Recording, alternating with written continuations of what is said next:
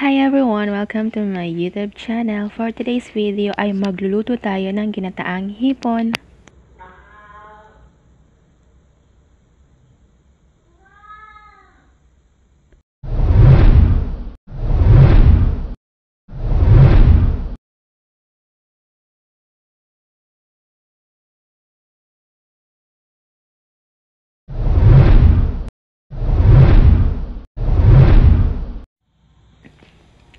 Ito ang mga gagamitin nating sangkap. Sibuyas, bawang, luya, gata, durog na paminta, seasonings, calamansi juice, hiniwang siling labuyo, at hipon. Umpisa na natin ang pagluto. Ilagay na natin ang gata sa ating paglulutuan.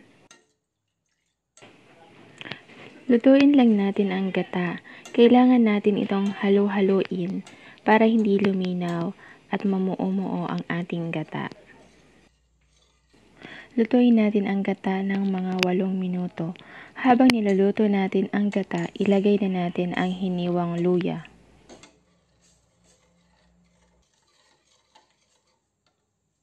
Ilagay na din natin ang bawang.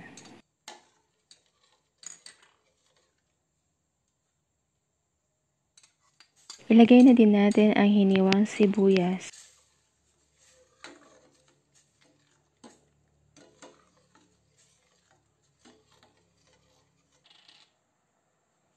Maglagay na din tayo ng asin.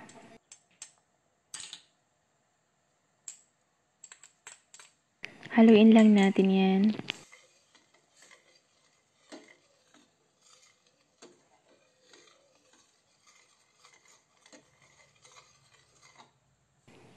Ayan, luto na ang ating gata.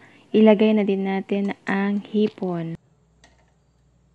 Ilagay na din natin ang calamansi juice.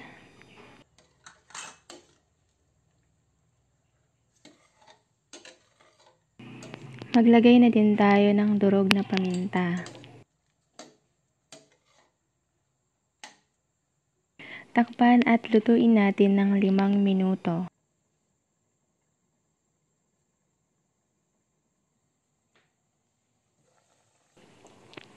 Ayan, pagkatapos ng 5 minuto, maglagay tayo ng asin kung kulang pa to sa lasa.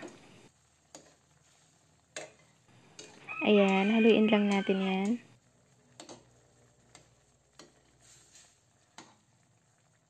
Ilagay na din natin ang hiniwang sili.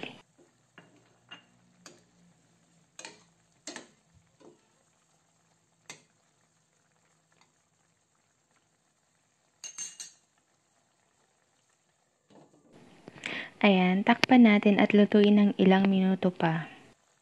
Ayan, tikman na natin.